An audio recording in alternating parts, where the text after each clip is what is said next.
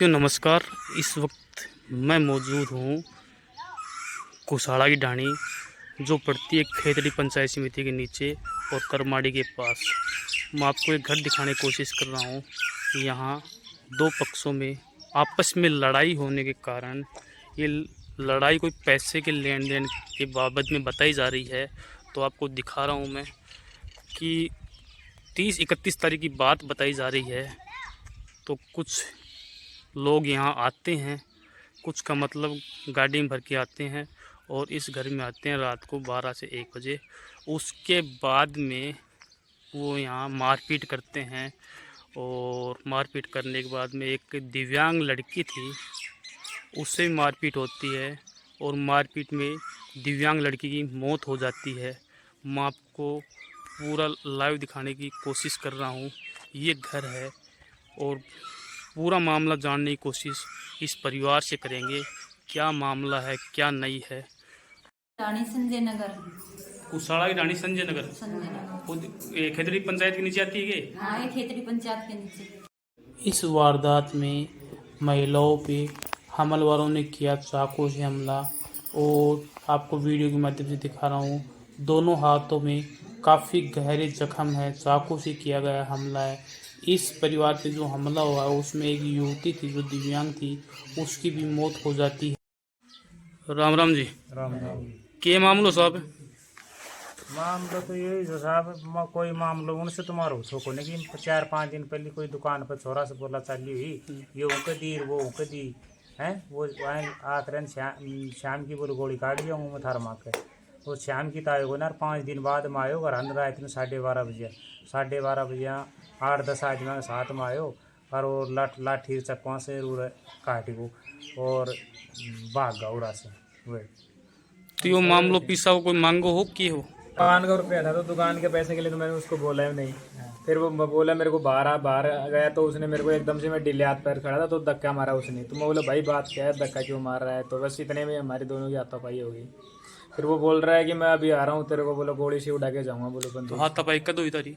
वो हुई थी 25 तारीख को। अच्छा, 25 मई को। 25 मई को। हाँ। और फिर वो दोबारा कब आते हैं? दोबारा वो 30-31 को 12:30 बजे रात को। हाँ।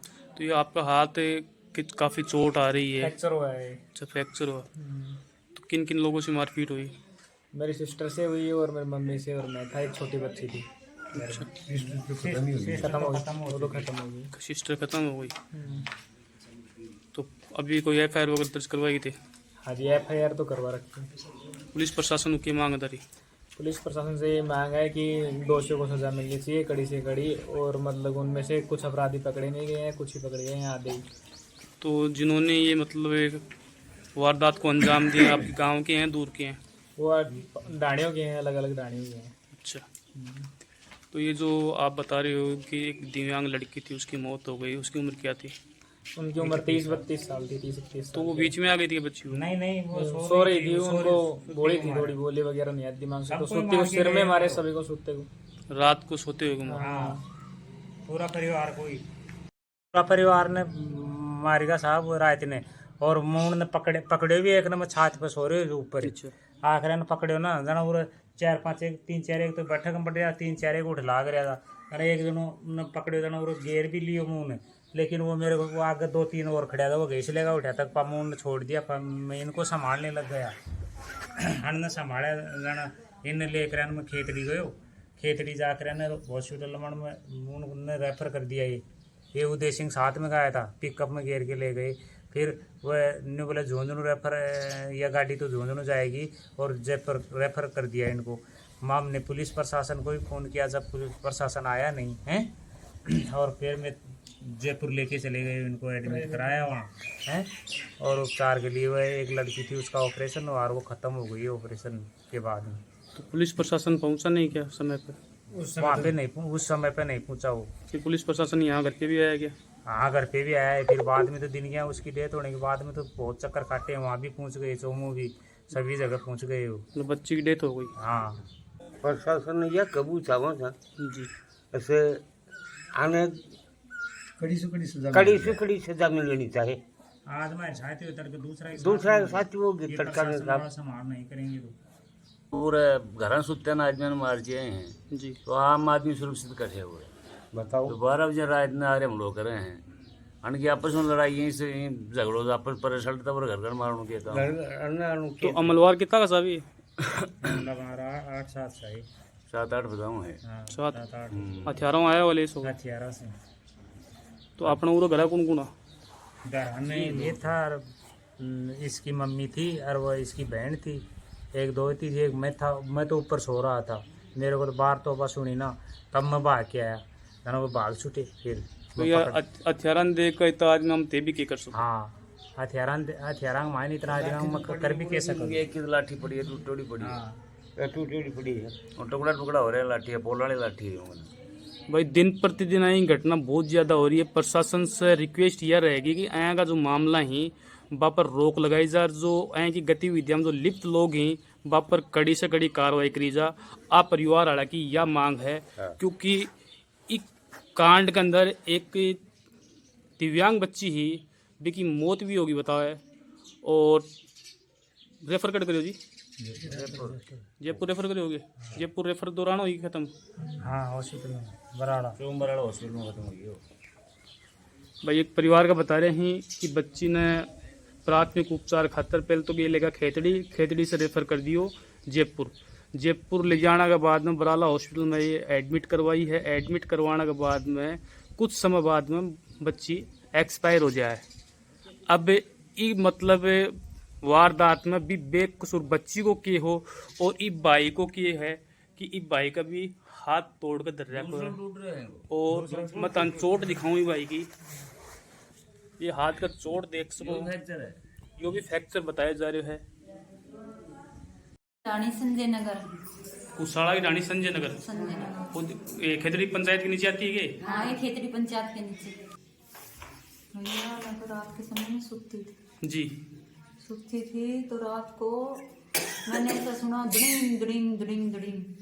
मैंने सोचा चप्पलों की आवाज़ कहाँ से आएगी, लट्ठों की आवाज़ में खड़ी हुई, देखा मैं मोहित कहाँ जा रहा है तो मोहित को यहाँ मारने लग गई। फिर मैंने देखा तो मेरे लग गए को आवाज़ दी तो फिर मैंने कहा मैं जग रही थी उस टाइम पे, मैं फ़ोन देख रही थी। फिर कहा हाँ पापा, तो मैंने ओढ़नी नहीं ओढ़ रखी थी, ओढ़नी ओढ़ के आई बाहर। फिर हमने गेट खोला, फिर मैंने ऊपर से हमारे बाथरूम के वहाँ से जगह तो देखा चाचा जी जोर जोर से आवाज़ आ रही थी। फिर गेट खोल के हम यहाँ पे आए, मैंने देखा तो चाची जी तो यहाँ पे गिरे हुए थे, पूरे खून में लटक थे। और यहाँ पे अंजू भाई साहब थे, वो भी पूरे उनके नाक में से खून, मुँह में से खून आ रहे थे। फिर चाची जी की लुगड़ी ली कि इनको सांस आए तो उनका नाक का खून साफ किया। फिर हमारे यहाँ पे एक जेट्स आए, फ़ोन कर रहे थे, पुलिस वालों को भी फ़ोन किया हमने रात को। और फिर उसके बाद में एम्बुलेंस को भी फ़ोन किया, कोई नहीं आया। फिर मैंने बोला कि चाचा वो हमारे जेट्स हैं, मैंने तो उनको बुलाओ। फिर उनको बुला के लेके फिर चाची जी को लेके गए। उपचार के लिए खेतड़ी ले गए क्या? फिर मेरे को नहीं पता, मैं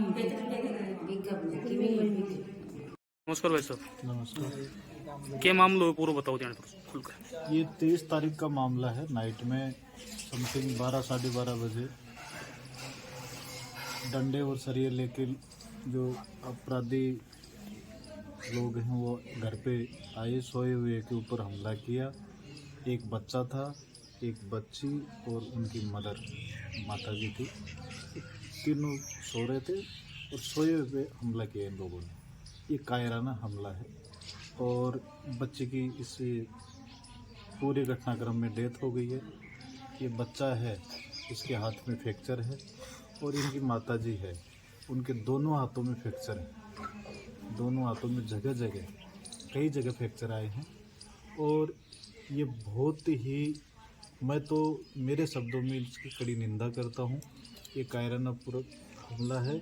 जब आज एक पुलिस का इकबाल नहीं है क्षेत्र के अंदर, जब रात को सोए हुए घर के अंदर घुस के लेडीजों के ऊपर हमला करना, ये बहुत बड़ी बात है। और इसकी सही शब्दों में अगर हो तो पुलिस से जब हम यहाँ बैठे थे, प्रशासन से हमारी बात हुई थी, 5 तारीख तक का उन्होंने समय लिया था और अभी सूचना मिल रही है कि 2-3 लोगों को उन्होंने अरेस्ट कर लिया है। कल के बाद में प्रशासन से बात करेंगे, आगे की कार्रवाई। मतलब कुछ आरोपी अभी खुले घूम रहे हैं। हाँ, कुछ एक दो, कोई एक आरोपी है, एक दो आरोपी है, जो भी है वो अभी खुले हैं, और जो 3-4 नामजद हैं वो पकड़े गए उनको हैं। गिरफ्तार किया। अभी सूचनाएं आई, अभी जो एथेंटिक जो पुलिस वाली वो है वो अभी तक वो नहीं आई है, लेकिन ये सूचनाएं मिल रही है कि वो अरेस्ट हो चुके हैं। और उसके बाद में 5 तारीख तक का पुलिस को समय था, और 5 तारीख के बाद में प्रशासन से बात की जाएगी और आगे की कार्रवाई बैठ के हम तय करेंगे सभी लोग।